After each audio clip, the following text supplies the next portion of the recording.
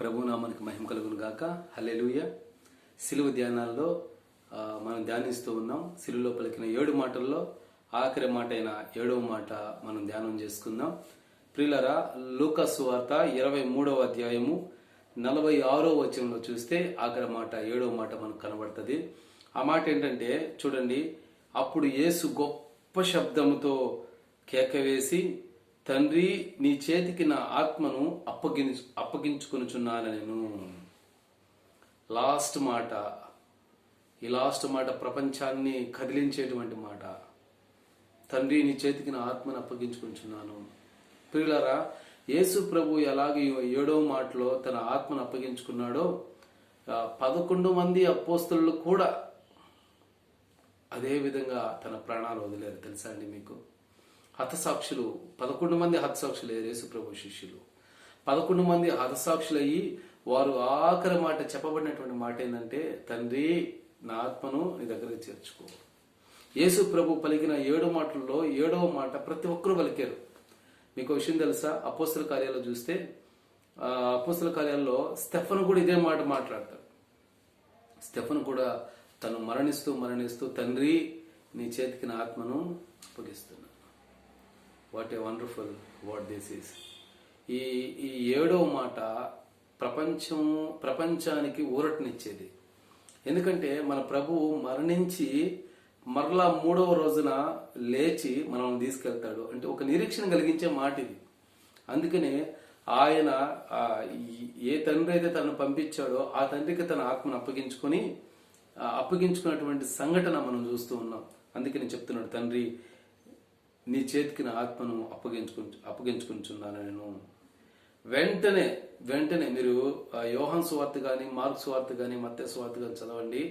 ఆ వెంటనే భూమంతా కూడా, అంటే ఆ అన్ని ప్రాంతాల్లో గాఢాంధకారం వచ్చేస్తుంది. ఆయన ఎప్పుడైతే తన ప్రాణం వదులుతాడో మొత్తం చీకటి కమ్మేస్తుంది. గాఢాంధకారం, భూకంపం, సమాధులు తెరవబడి అనేక మంది మహిమ శరీరం ధరించుకొని ఆ పట్టణం లోపలికి పోయి అనేక మంది కనపడ్డాం. ఇవన్నీ కూడా మనం బైబిల్లో చూస్తాం. చూడు, కావాలంటే నా మత్తయి సువార్తలో ఈ మాట మనం చూస్తాం. మత్తయి సువార్తలో ఈ మాట చూపిస్తూ చూడండి. అంటే ప్రభు ప్రాణం వదిలిన తర్వాత జరిగినటువంటి సంఘటన నేను చెప్తున్నాను చూడండి. వెంటనే ప్రభు ప్రాణం వదిలిన తర్వాత యేసు బిగ్గరగా కేక వేసి ప్రాణం విడిచెను. అప్పుడు దేవాలయపు తెర పైనుండి కిందకి జరిగింది. ఫస్ట్ జరిగిన అద్భుతం ఏంటో తెలుసా?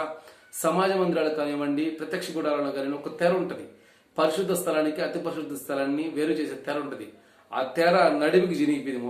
అసలు ఇంకా మొత్తం ఒకటే అయిపోయింది. పరిశుద్ధ స్థలం, అతి పరిశుద్ధ స్థలం. అంటే అతి పరిశుద్ధ స్థలం వేరుగా లేదు. పరిశుద్ధ స్థలాన్ని, అతి పరిశుద్ధ స్థలాన్ని మొట్టమొదటి కలిపినటువంటి దేవుడు యేసయ్య. మొదటిగా తెర జరిగింది.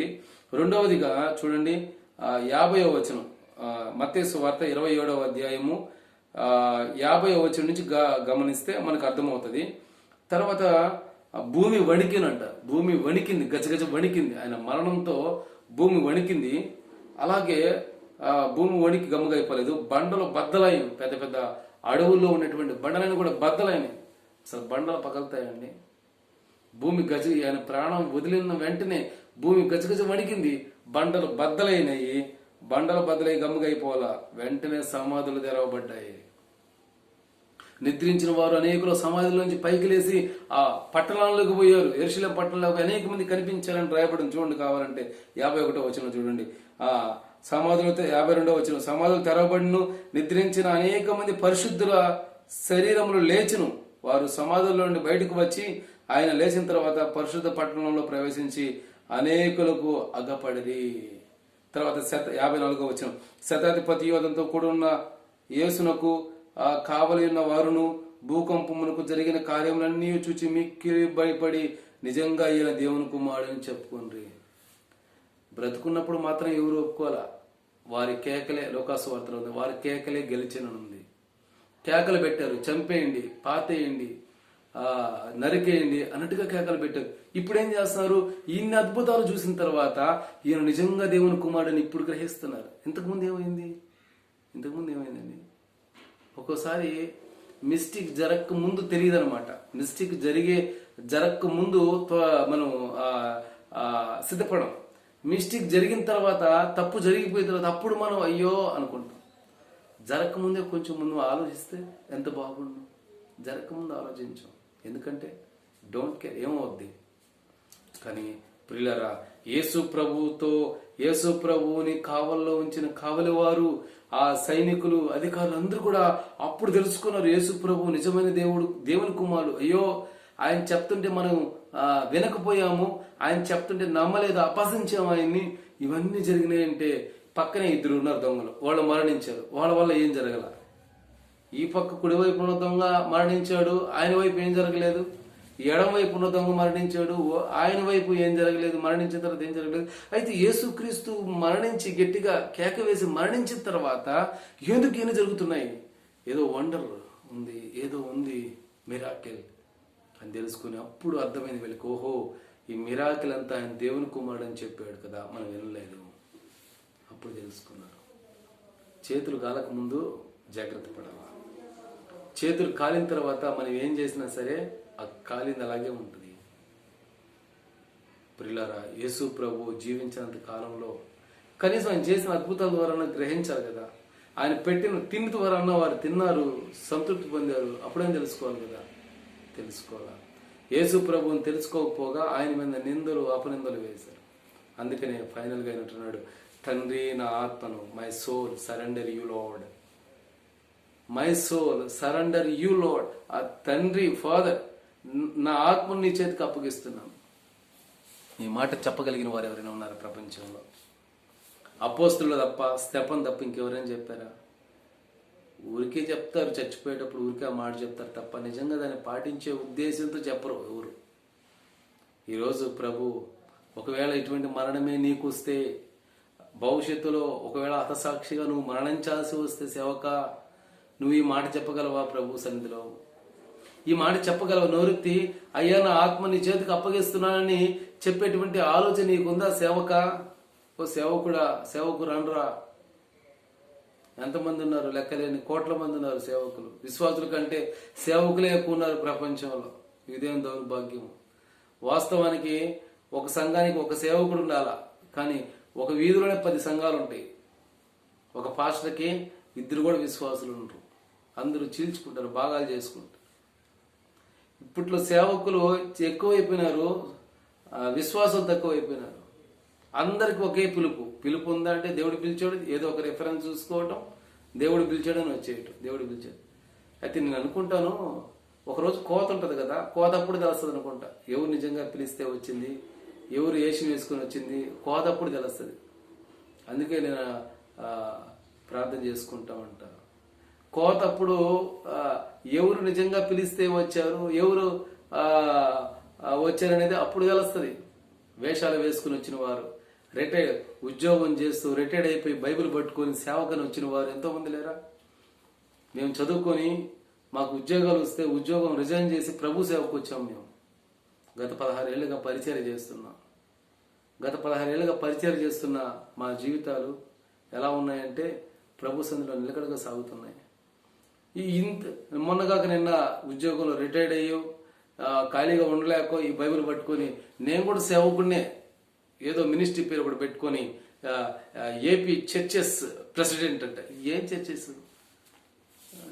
ఎవరు పడితే వాళ్ళు ఇంకా ఏదో రకరకాలుగా పెట్టుకున్నారు పేర్లు. యూట్యూబ్లో చూడండి, భయంకరంగా మాట్లాడడం కూడా చేత కాని వారు పేర్లు పెట్టుకున్నారు. చదువు లేదు. ఒక ఆయన వెనకాల బీటీహెచ్ అంట, ముందేమో డాక్టర్ పెట్టుకున్నాడు. అసలు బీటీహెచ్కి డాక్టర్కి ఏమైనా సంబంధమా? 10th క్లాస్ కూడా చదువు ఉన్నాడు ఆయన, నాకు తెలిసి. ఆయన మాటలను బట్టి, ఆయన మాట్లాడే విధానాన్ని బట్టి చూస్తే 10th క్లాస్ కూడా చదువు ఉన్నాడు.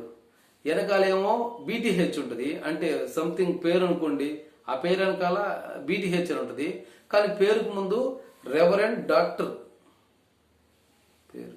ఏంటిది? ఎట్టపోతుంది సమాజం? బీటీహెచ్ ఉన్నాడు డాక్టరేట్ అవుతాడు. డాక్టర్ని రావాలన్నా, డాక్టర్ చదవాలన్నా ఎంత క్వాలిఫికేషన్ అది తెలుసా? పీజీ ఉండాలి. ఇంటర్ తర్వాత ఎంబీబీఎస్ చేయాలి. ఎంట్రన్స్ టెస్ట్ రాసి ఎంబీబీఎస్ సీట్ వస్తే ఎంబీబీఎస్ 4 years చేయాలి, లేదా 5 years 6 years రకరకాలు ఉన్నాయి. ఇది చేసిన తర్వాత కంప్లీట్ అయ్యి తర్వాత స్పెషలైజేషన్ కోసం వారు వేరే లండనో యూకేనో మదురైయో పోయి చేసి వచ్చి అలాంటి వాళ్ళు డాక్టర్ని పెట్టుకుని సరిపోద్ది. కొంతమంది డాక్టర్ పెట్టుకుంటారు. ఇప్పుడు పీజీ చేసిన తర్వాత డాక్టరేట్లు వస్తాయి. పీజీ చేసిన తర్వాత పోస్ట్ గ్రాడ్యుయేషన్ తర్వాత డాక్టరేట్ వస్తుంది. ఇప్పుడు నేను పీజీ చేశాను, డబుల్ పీజీ చేశాను, ఎంబీఏ చేశాను, ఎంకామ్ చేశాను, డాక్టరేట్కి అప్లై చేస్తున్నాను. 2 years మేము ఏదన్నా దాంట్లో 2 years పిహెచ్డి అంటారు, డాక్టర్ ఆఫ్ ఫిలాసఫీ అంటారు. దాంట్లో ఒక కొత్తది ఏదైనా కనుక్కొని, ఇప్పుడు సపోజ్ అకౌంటెన్సీ మీద ఉందనుకోండి, దాంట్లో ఫండ్స్ ఫ్లో స్టేట్మెంట్స్ ఎలా చేస్తారు, కొత్త పద్ధతులు ఏమైనా ఉన్నాయా, లేకపోతే అకౌంటెన్సీని ఇట్లా కాకుండా ఎలా చేయొచ్చు అని మాకు ఒక టాపిక్ ఇస్తారు. దాని మీద మేము చేసినప్పుడు, రీసెర్చ్ చేసినప్పుడు మాకు డాక్టరేట్ ఇస్తారు. అది రెండవదిగా వచ్చే డాక్టరేట్. మూడవదిగా బైబిల్ డాక్టర్స్ ఉన్నాయి కదా, అంటే వాళ్ళకు కూడా పిహెచ్డి అంటే మినిమం డిగ్రీ చేస్తుండాలి. డిగ్రీ పీజీ చేసిన వాళ్ళకి డాక్టర్ ఇవ్వాలి. ఈరోజు ఇచ్చే సంస్థలు ఎలా ఉన్నాయంటే, వాడు ఏదన్నా బైబిల్ కాలేజీలో ఏదో చేస్తుంటాడు, సిటీహెచ్ బీటీహెచ్ చేస్తుంటాడు, దాన్ని బట్టి డాక్టరేట్. ఇదేం డాక్టరేట్లు? అసలు ఇచ్చే సంస్థలు ఏంది నాకు అర్థం కావట్లేదు. Minimum knowledge about the Bible తెలుసా వాళ్ళకి? అసలు డాక్టరేట్ ఎలా వస్తుందో తెలుసా? తెలీదు. ఊరికినే అసలు అవన్నీ ఎవరు పెట్టుకోవాలి? అసలు నేను ఇప్పుడు యాక్చువల్లీ డాక్టర్ పిహెచ్డి చేసాము, మేము పెట్టుకోవాలి, కానీ మేమే పెట్టుకోవట్లే. జస్ట్ పాస్టర్ని పెట్టుకుంటున్నాం, పాస్టర్ ప్రేమ్చంద్ బ్రదర్ని పెట్టుకోవాలనుంది, కానీ విశ్వాసులకి సేవకులకు తేడా తెలియదు. విశ్వాసులు కూడా బ్రదర్ని పెట్టుకున్నారు, వాళ్ళకి మనకు తేడా కోసం పాస్టర్ని పెట్టుకున్నాం అంతే. చాలా మంది అసలు ఏం కూడా లేదు. డాక్టర్ రెవరెండ్ బిషప్ కూడా మళ్ళీ ఏం చేస్తే బిషప్ అసలు ఇవన్నీ కూడా దేనికంటే మనల్ని చూపించుకోవడానికి పనికొస్తాయి, కానీ మనము దేవుని దగ్గరికి పోవడానికి పనికిరావు. గుర్తుపెట్టుకోండి, మనము లోకానికి చూపించుకోవడానికి పనికొస్తాయి ఈ యొక్క సర్టిఫికేట్స్ అవన్నీ కూడా. నా డబుల్ పీజీ తీసి పక్కనే వేసా, పిహెచ్డీ కూడా చేస్తాను, అది కూడా క్యాన్సిల్ చేసుకుంటా బహుశా. ఇవన్నీ ఎందుకు? సరైన భక్తి దానికి తగినటువంటి జీవితం లేకుండా ఇవన్నీ ఉన్నా ఏం లాభం చెప్పండి? కాబట్టి ప్రభువులాగా జీవించడం మనం నేర్చుకుందాం. అందుకని ఆయన తన ఆత్మను తండ్రికి అప్పగించుకున్నాడు.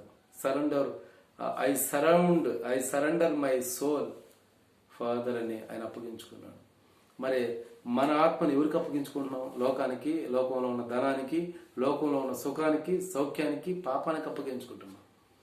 ఈరోజు పాపాన్ని విడిచి రా దేవుని దగ్గరికి. గుడ్ ఫ్రైడే జరుగుతూ ఉన్నాయి, ఇంకా జరగవు. దేవుని చిత్తం అయితే ఇదే లాస్ట్, అయితే పోతావు, ఇంకంతే. మారు మనసు తెచ్చుకొని ప్రభు దగ్గరికి రా. బలాన నమ్మకమైన మంచి దాసుడా అనిపించుకో. అప్పుడే ప్రభు నేను దీవిస్తాడు, ఆశీర్వదిస్తాడు. ఈ సిలువలో పలికిన 7 మాటల ద్వారా నువ్వు దీవించబడాలి, ఆశీర్వదించబడాలి అంటే ప్రభు దగ్గర ఖచ్చితంగా రావాల్సిందే. రోమపత్రికలో ఉంది, ప్రతి నాలుక యేసుని ఒప్పుకోవాల్సిందే, ప్రతి మోకాలు ఆయన నామంలో వంగవలసిందే. ఆయన లేకుండా ప్రపంచంలో ఏమీ లేదు. గుర్తుపెట్టుకో. పరిశుద్ధాత్మ దేవుని పని ఏంటంటే యేసు దేవుడిని ఒప్పింపజేస్తాడు నిన్ను, అంతే. ఇంకేం చేయడైనా నీలోకి వచ్చాడంటే పరిశుద్ధాత్మ దేవుడు, యేసే నిజమైన దేవుడు నువ్వు నోటితో ఒప్పుకుంటావు అంతే. అది ఒప్పింపజేస్తాడు. కాబట్టి ఇకనైనా తెలుసుకొని ప్రభు దగ్గరికి రా. ప్రభు నేను దీవిస్తాడు, ఆశీర్వదిస్తాడు, బలపరుస్తాడు. కాబట్టి 7వ మాటగా దేవుడు నీకోసం మాట్లాడుతున్న విషయాన్ని జ్ఞాపకం చేసుకుని సిద్ధపడు, ముందుకు సాగు. దేవుడి కొద్ది మాటలను దేవుడు దీవించి ఆస్వాదించును గాక. ఆమేన్. Praise the lord. అందరికీ వందనాలు. దేవుడు మిమ్మల్ని దీవించును గాక.